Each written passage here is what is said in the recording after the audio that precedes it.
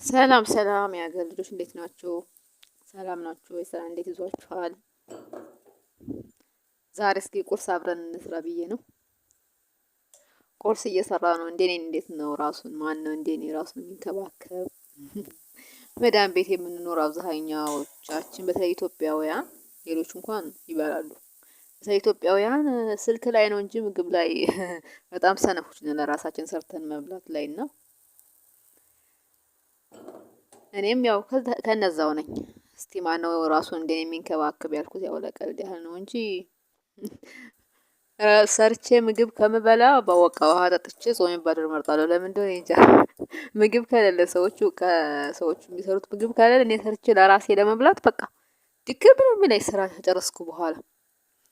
ለእነሱ እኮ የሆነ ነገር ስሪብሉ እኮ ተነስቼ እሰራለሁ። ለራሴ ሲሆን ግን በቃ ድክም ይለኛል እና ይሄ ግን ትክክል አይደለም። ሁላችንም ራሳችንን መንከባከብ አለብን። የምግብ ጉዳት ጥሩ አይደለም።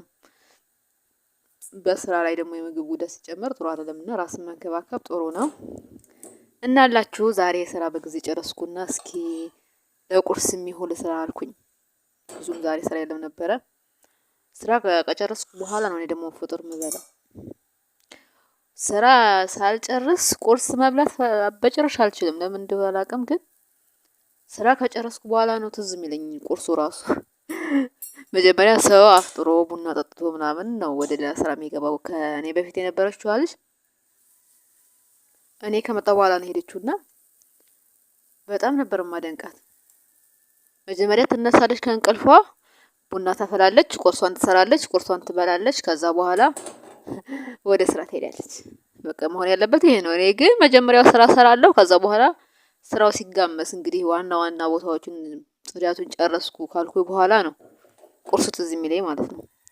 እና ዛሬም እንግዲህ በዚህ ሀገር 11 ሰዓት ሆኗል። በእኛ ደግሞ 5 ሰዓት ምናምን ማለት ነው። ትንሽ ውስጥ ያሉ ነገሮች ምናምን ስለጨራረስኩኝ እስቲ ቁርስ ልስራ አልኩና ዛሬ በቃ ራሴን አደፋፍሬ መጣሁላችሁ እና አብረን እንስራ እስኪ።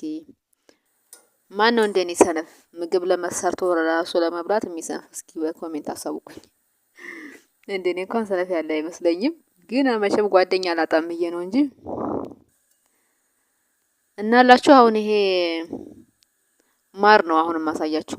ማር ነው ማሳያችሁ። ግን ማሩ ጠቅላላ ሱካር ብቻ ነው። ሲጀመር ከዚህ ሀገር ማር አይገዙም። ከግብጽ ምናምን ነው የሚያስመጡት። ያው ንጹህ ማር እንድናገኝ ብለው ከግብጽ ነው የሚያስመጡት።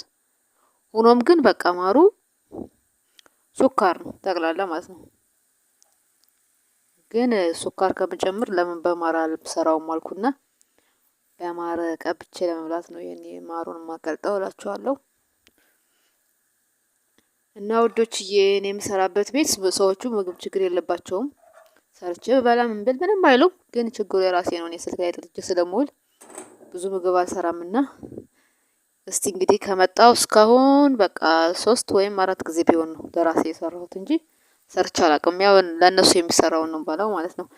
ቁርስ ላይ በተለይ በጣም ነው በቃ የምጎዳው። ትንሽዬ ሁብዝ አመጣለሁኝ። ከዛ በኋላ በቃ ብሷን ሻይ በልቼ መዋል ነው ማለት ነው ስራዬ እንጂ እንደዚህ ምግብ ሰርቼ ብላ ምናምን በቃ ስፍና። እነሱ ደግሞ ቁርስ ላይ ለበን ይበላሉ እነ ኺያር እነ ምናምን በቃ ቢቀራቸው የለም ዘይቱ ምናምን ይበላሉ። እኔ ግን ያ ደግሞ አልወድም። እነሱ ጅብሌ ምናምን ይበላሉ። ግን እኔ ያንን ስለማልወደው ዝም ብዬ በቃ በሻይ በዳቦ በልቼ ስራዬን እሰራለሁ ማለት ነው። እነሱ ግን አትስራ አይሉም። ያው እንዳልኳችሁ ለመስራት ሰነፍ ስለሆንኩ ነው እንጂ። እና የዛሬው ቁርስ ይሄን ይመስላላችኋለሁ።